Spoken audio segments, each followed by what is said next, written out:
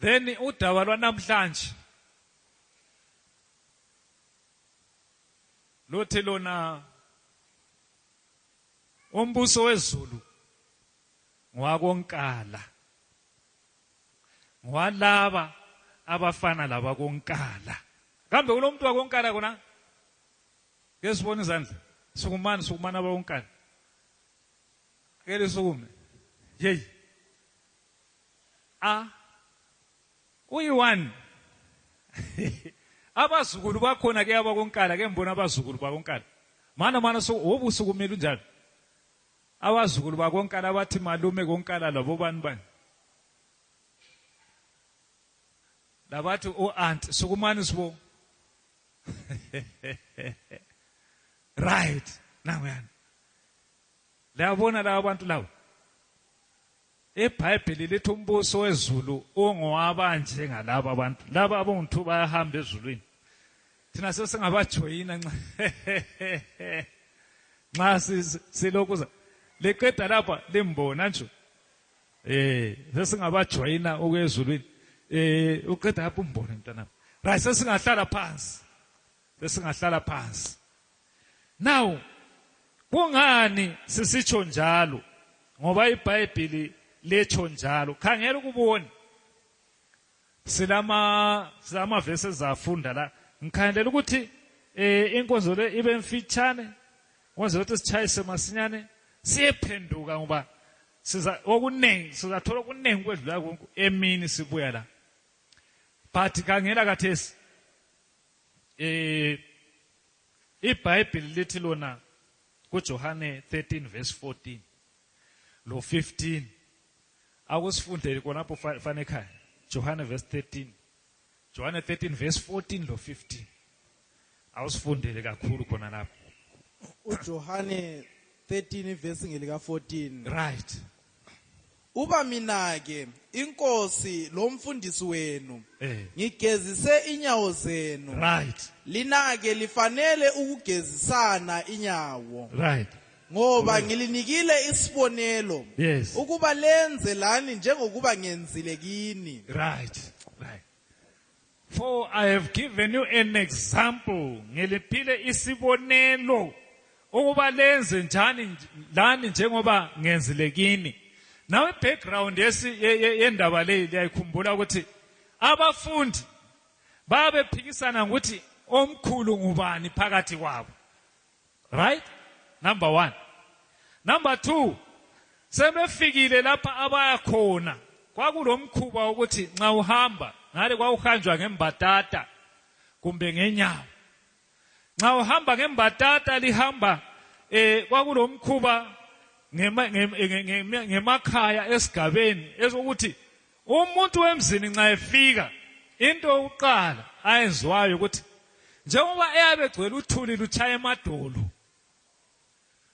umuntu wemzini nxa efika ephiwa isihlalo ehlala laphana inceku yalapha ekhaya iyatshelwa ukuthi vele kayitshelwa iyakwazi ukuthi nxa uzokufika ekhaya uzokufika abantu bemzini iyathatha isitsha silamanzi elithathe le thawulo ihambe bagezisa izinyawo bakhupha imbatata bagezisa izinyawo ngulwana umuntu okhatshiweyo lapha ekhaya seqeda lapho bagqoka imbatata zabo sebelungile sebebahle. So yindlela yokwamukela yi-hospitality yayikhona and lokho nto yayisenziwa yinceku yayingezwa ngumuntu walapha ekhaya hayi wayesenziwa isisebenzi sakhona lapha ekhaya. So nxa uJesu sebefikile lapha besiya khona ongalasisebenzi kwasokuswelakela ukuthi kathi manje mbani ozagezisa abanye akula sisebenzi phela lapha akula muntu okhatshiweyo akula nceku kayikho oyeyisekayo njengalo ongenza umsebenzi wona lo oyeyisekayo njengawonalo. So kwahlalwa uJesu wathi wabona akula muntu osukumayo njengoba bebodwa bengu-13 wathi wabona akula muntu wabona ukuthi hayi njengoba bevele bephikisana ngale ukuthi omkhulu mbani akula ofuna ukuba mncane lapha azehlisa gezi inyawo wabe thatha ithawulo yena ebagezisa uthuli lonke loliyana enyaweni. Right? So Peter setatazela kathi songogesa abantu ngicela ukuthi hayi Peter ithuba ulalo wekelile sebatshela ke lapho ukuthi so mina nxa ngiyinkosi yenu ngiligezise izinyawo ngenza umsebenzi oyesekayo kangaka ngilipha isibonelo I'm giving you an example ngesi Greek bathi hypodeigma isibonelo sokuthi lani lenze kanje lingabe lengqondo leyana eyokuthi mina ngimkhulu ngiyeyisa abanye angeke mina ngenze lokho anto omnye wathi ekhethela umsebenzi bamtshela umuntu awukhethela ukuthi ube ngumkhokheli wedepartment engaka wathi mina angikhule mbuyele emuva mina ngingumdala webandla nxa ngisuka lapho angeke ngiye phansi ukuba ngidepartment ngiyekhokhela idepartment ingqondo yayilala labo Peter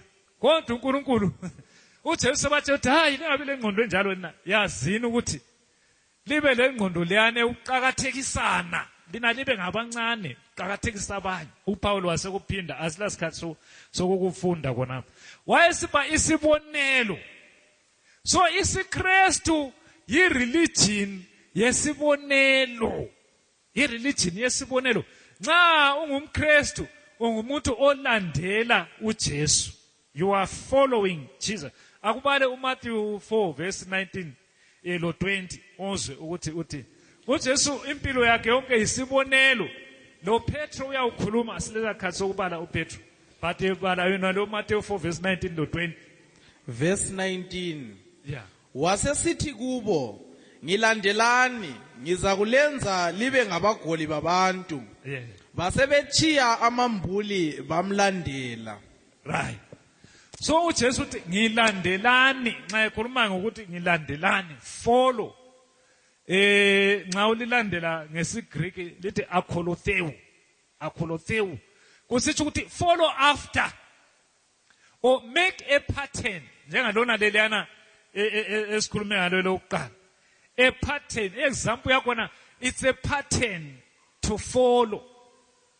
ihypodeigma yona leyana wonke nginipa isibonelo sokuthi lilandele linje ipattern yokuthi lokhu kwenziwa njani nxa uthunga ulandela ipattern uyakhupha into enjalo ngoba ipattern yakho na uyilandelile so abantu abalandela uJesu uyabapha ipattern ukuthi landelani kanje ngiliphi ipattern lilandele so impilo yesiKristu impilo yepattern thina singabantu abalandela uJesu sikhuphe ipattern yona leyana eveli ingekaJesu akupheleli kuJesu bala ulokuzeni uma u1 Corinthians 11 verse 1 1 Corinthians 11 verse 1 uzwe uthi kithi amaKristu ku-apply njani verse 1 ngilingisani njengokuba lami ngilingisa uKristu right ngilingisani be ye followers of me as I am of Christ nguPauli lo khulumayo ngumuntu ofana lami lobani lawe uthi ngilandelani njengoba ngilandela ubani uKristu be ye followers of me umuntu uthi yazuthi kala nhloni kala sazela esinye kulesazela esimhlophe uthi lingisani mina andiyabona ukuthi mina ngiphila njani philani njengami ukuze isiKristu senu sihambe kuhle so i-challenge esilayo namhlanje khona lapha yokuthi thina ngkwethu khona sibiza abantu sibatshela ukuthi philani njengathi esigabeni kwapha emsebenzini lapho osebenza khona esikolo lapho ufunda khona euniversity ecollege ubatshela ukuthi philani njengami njengoba nami ngiphila njengobani ngoKristu ungathi philani njengami mfana ecollege ulengisa amabhrugwe tshana ungathi uphilani njengami andawo ehamba ikhanye ekole ibhrugwe lila ungatsho njalo mfana kanti asozokutsho ungatsho njalo onkazana euniversity landelani mina njengoba nilandela uKristu ugqoka umsubelo ungatsho njalo ugqoka umsubelo usubele ongole bhrugwe ukuthi empawe inkazana ubusuthi ngilandelani njengoba nilandela ubani ungakukwanisa ngomsubelo awusozukwanisa. So isiKristu sithi sona nxa ungumKristu wena ipattern yakho nguJesu. Woba kwazi ukuthi utshela abanye abantu ukuthi ngilandelani enzani njengami ngoba nami ngenza njengobani njengoJesu. Emsebenzini lapho osebenza khona kulabadala abangamasela amangalisayo kulensuku. Abusela wawukhaya ungento yabantwana yabantu la khona lapha koBulawayo khona lapha hayi usela wabungavamanga. Babuzwelwa khatshana ukuthi kulamasela abantu abadala hayi kongwabo ngwabantwana. Kodwa kade sibatshontshe khona bana abantu abadala emsebenzini. Othole tshontsha koZimra khona pha ngicela ukubona abasebenza koZimra bonke izandla phansi. Bechacha kungayisikho ani babe ngama tax collector njengoba Zakhewu. Bechacha kungayisikho. Eborder kumbe khonapha what baye emakhampanini bebhadalisa abantu ukuthi bathole izindawo kumbe emacollege bengenisa abantu ngezimali betshontsha. Nxa utshontsha labo kwampana udizisa labo abanye bonke ungatsho ukuthi ngilandelani njengoba mina ngilandela uKristu ungabatshela emsebenzini kwamba no. So uKristu khayile uthi isikristu sesivuselele ipattern silayo ipattern nguKristu esiyilandelayo. uPaul azathi hayi lami ngilandelani njengoba lami ngilandela ubani uKristu. Libona yana ku 1 Corinthians 4 verse 16. Verse 16. Yeah. Ngakho ke ngiyalincenga Yeah. ukuba libe ngabalingisi bami. Very good. Libe ngabalingisi bakabani? Libe ngabalingisi bami. Lengabalingisi ama-actors. A-actor njengami. A-producer mina. Khona phansi kuthiwa be followers 1 Corinthians 11 verse 1. La yona leyi. Kusetshenziswa lesi-Greek ethi mimetes. Followers. Mimetes. Leliyana elithi following akholotheu. Leli is even stronger. Leli la. It's even stronger. Elithi mimetes. Ngoba yikho lapho kuphuma khona ibala lesikhiwa elithi mimic. Kuyini ukumimika? What is to mimic? Umbani uyazi ukumimika? What is to mimic? Mano ngachasile ibandla. What is to mimic? Now you are mimicking somebody wenzani? Umbani ungangichazela? Yebo. Uyabukopa ibehavior uyireproducer. Usenza njengayena lwana umuntu. Uyabona inkawu ngembona bematopo. Abavele ematopo. Yeah. Awena uyazazi inkawu kuhle. Ngembona abavele eMtare. Hey, ozinkawu wayekwanhlupha. Ngisahlala eMtare madoda. Uyakwazi ukuthi kuyakwanisa ukulingisela. Ungathi ujikijela lakho udobhe kukwenze njani? Ukujikijela. So kuyakulingisela opopayi bayalingisela ibehavior yabantu. Imira iyakulungisela. Iparrot iyalungisela umuntu ukuthi uthini la izama ukwenza khonokho. Okulingisela exactly okwenziwa mbani ngolumuntu. So ngesikhiwa babe ama evasion yakho yaphonga ukuthi follow lingilandele mbe lingilingise. But esi-Greek yabe kwehlukanisa ukhanyisa isisindo sakho. Imimiki ukuthi wenze exactly njalo umuntu esenza uthi ube yi-duplicate yalo muntu. Ube yi-duplicate. So Paul nxa uthi wobani i-duplicate yami lilandele engikwenzayo exactly. Libe ngama-copycat ami. Njengoba lami ngiyi-copycat kaKristu. Ngilingisani, mimic me. Lilingisani. Ukuze ubuKristu benu bufanele lobu kaJesu Kristu. Nxa ekhuluma uJesu bese siba yipattern epheleleyo. Awusibalela uPhilippians 3 verse 17. Verse 17. Right. Bazalwane ngilingisani Right. libaqaphelise abahamba njengathi Yeah. esiyisibonelo senu. Right. Ngilingisane libaqaphelisa abanye abahamba njengathi esiyisibonelo senu. Ngabazalwane bonaba. uPaul uthi bakhona abanye abazalwane vele abahamba njengathi thina uPaul. Lina lisilingise ngoba thina silingisa uKristu. uPaul uyasichallenge nguye laphana labazalwane labana. Be followers together of me and mark them which walk so as ye have us for an example. So bakhona abanye labo ababehamba njengoPaul senza behamba njengoJesu. uPaul uthi kulabo abantu hey abaseFilipi khangelani labo bazalwane abahamba njengathi abanesikristu sifana lathi libalandele lenze khona ukufana lakhona kya. So iBhayibheli liyasichallenge namhlanje sonke khona la ukuthi impilo zethu kazibe so open and so transparent ebantwini la kubazalwane uthi ofuna ukukopa impilo yakho kayikope ngoba wena ukopa ubani uJesu. Ofuna ukulandela kakulandele ngoba wena ulandela uJesu. Mankala sondela nga funa ulitshengisa something ngabantu bakonkala. Inkala mankala ihamba njani? Hamba lukeke, right? So istory sithi unakankala kwelilanga wayela wasebiza abantu bakhe. Beyani bantwana ngicela abantwana bangifula. Angifo. Good boys. Good boys. Ungaboys 4.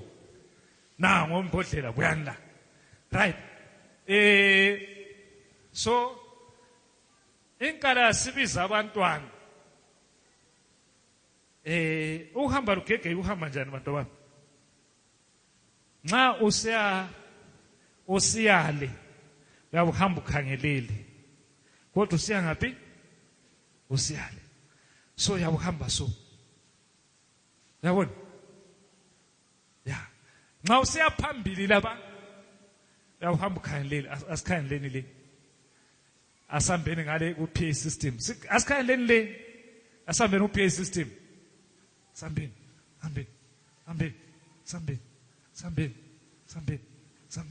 Right. Now asambeni kumankala kathesi. Sihamba sikhangelele nanguyana umankala. Asambeni. Hawuzalahleka mfana? Hambeni. Sambeni. Right. So inkala yabiza abantwana. Buyani lapha lina. Abantwana babebuye. But khathi lihamba njani? Hambani kuhle, hambani straight. Well, wabona? Hamba ukhaleche. Kwathi kathi nani hamba njani? Anti lani mama lihamba njalo. Wathi ngihamba njalo mina. Ngihamba njalo mina. Ngihamba njalo. Layo. So inkala is very faithful.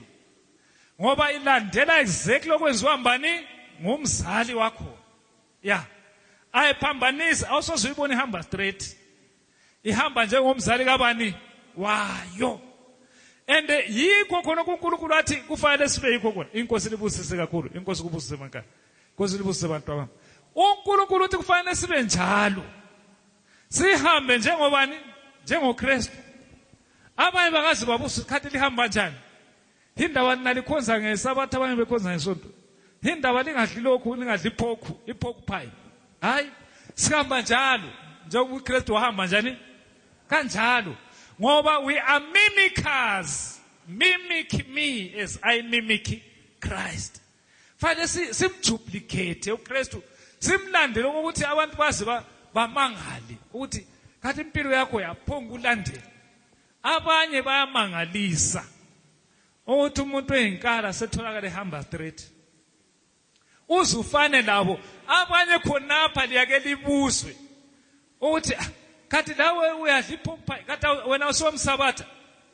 Uma bakubuza hawu khathi lawo amasabatha ayenza lokhu ke mmono wasowakwabuza ukuthi hawu khathi lawo amasabatha ayanathi lokuza osowakwabuza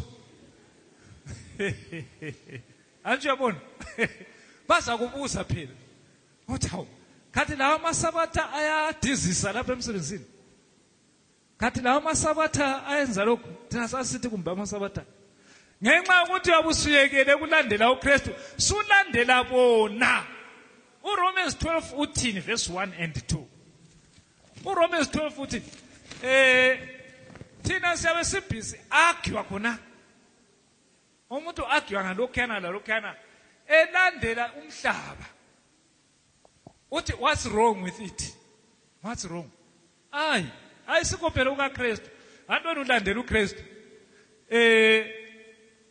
uyifunde vanekani kwabaseRoma 12 verse 1 yeah ngakho ke bazalwane ngiyalincenga ukuba ngesihawu sikaNkuluNkulu linikele imizimba yenu ibe ngumnikelo ophilileyo ongcwele owamukelekayo kuNkulunkulu kube ukukhonza kwenu okuqotho lingalingisi lumhlaba very good kodwa liphendulwe ngokwenziwa zibentsha ingqondo zenu right verse 2 kona mana kona be ye not conformed to this world abanye abantu babulawa yikulandela okwenziwa ngabanye nxa usubakhuza bathi what's wrong with it hayi lokho ngokomhlaba ipattern yomhlaba nxa besenza so bayenza okwabo komhlaba wena isipattern yakho nguJesu uyilandelayo hayi what's wrong with it hayi wena nxa usenza umhlaba suthi what's wrong with it ngoba abangani bakho bayenza lokho komhlaba lokho be not conformed to this world either you are conformed to the world or you are following Christ kubili kuphela either ulandela uKristu kumbe ulandela umhlaba izinto zombili kuphela ezikhona nxa usenza ulutho uzumnye ukubuza ukuthi kathi indawo zenza lokho zibuze ukuthi lapha ngingumlandeli kaJesu kumbe sengumlandeli womhlaba two kuphela izinto ezilandelwayo so nyaye ngizwe youth bebuzana ku-entertainment ukuthi ba-entertaina njani sebesenza into ezimangalisa ku-entertainment you are following the pattern of this world uNkulunkulu athi do not be conformed to this world wena khangela ukuthi uKristu uthi laba abakwenza okubi ungabalandeli funda uPeter funda uPeter 3 verse 3 1 Peter 3 verse 3 1 Peter 3 verse 3 lapha 1 Peter 3 verse 3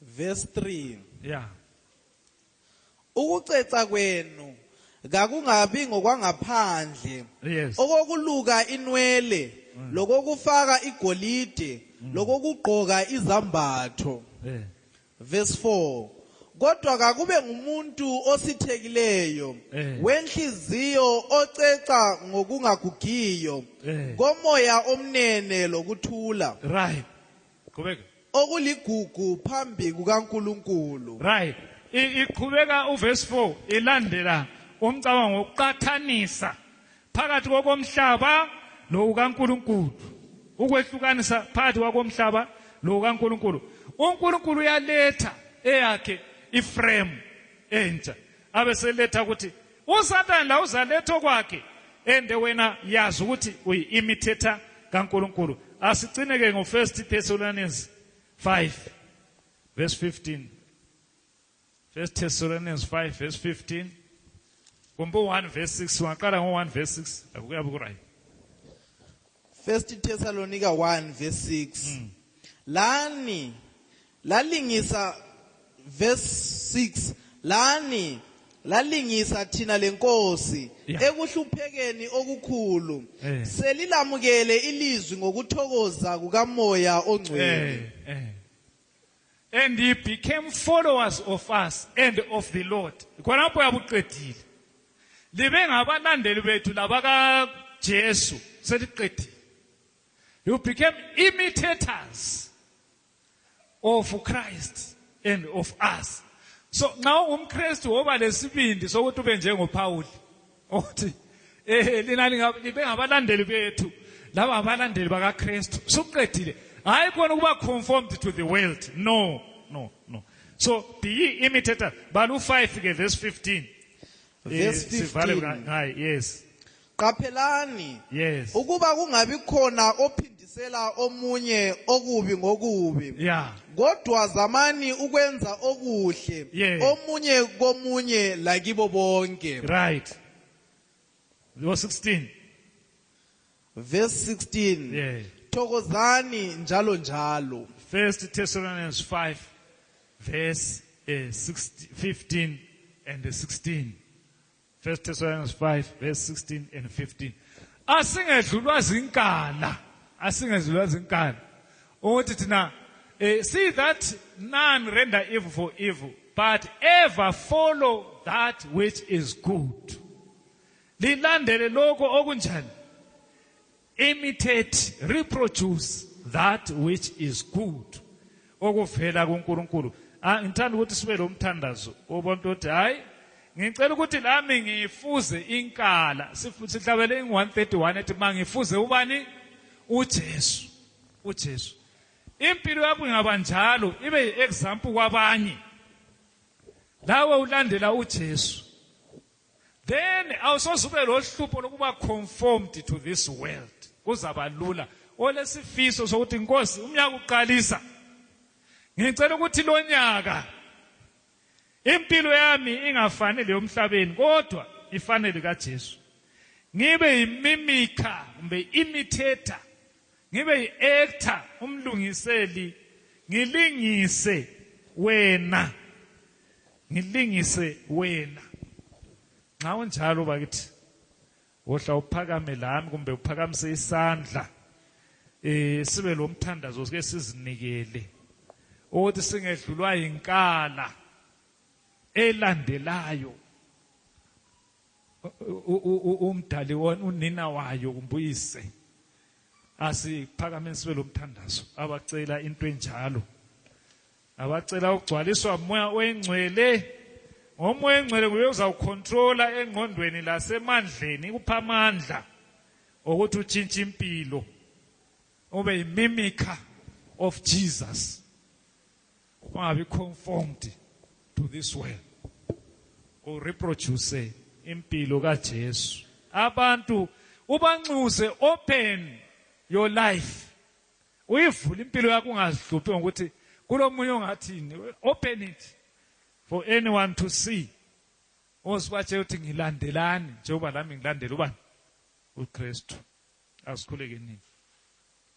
Baba wethu osezulwini sithanda ukubonga sisekuqaliseni nje komnyaka. Sicela ukugcwaliswa umoya wakho engcwele lapha abantu abakho abalesifiso. Ukuthi omakhelwane lanxa bekhuluma ngathi bathi bayakhangela nje babone isimilo sikaJesu. Ukuthi lanxa bekhuluma ngathi bangaze babe bebambelele kukupho kwayizolo. Asilandaba lokwayizolo ngoba uPaul uthena ngiyakhohlwa konke okwedluleyo kodwa ngibambelele ngiqinisele ngiye phambili ngoba umqhele wami uphambili. So sisiza Nkosi nxa sichaya turnaround ekuqaliseni komnyaka sisitha sifuni kufana lomhlaba kodwa nina sifuna ukukopa lokulandela lokulingisela wena ukuze izimpilo zethu zanese ukuthi zilingiselwe ngabanye abasikhangeleyo. Nkosi sicela umusa onjalo umoya engcwele sebenza isuka ngaphakathi ephumela phandle ezimpilweni zethu. Abantu bese bebona ukuthi laba ngabalandeli bakaJesu. Abafundi bakaJesu kabazaye badinge introduction. Nxa babehamba siyathonswa ababakhangeleyo bahle babona ukuthi laba ngabalandeli bakaJesu. Sicela ngathi ungasenza lathi sibe njalo. Akukho emandleni ethu. Akukho emvelweni yethu. Imvelo yethu ngeyokuziqakisa lokuziphakamisa. Kodwa kuwe nxa usiphe umoya wakho engcwele uyasiguqula imvelo. Ibe imvelo yokuzehlisa ngoba utheka kube kini leyo ngqondo eyayikukhona kuKristu Jesu.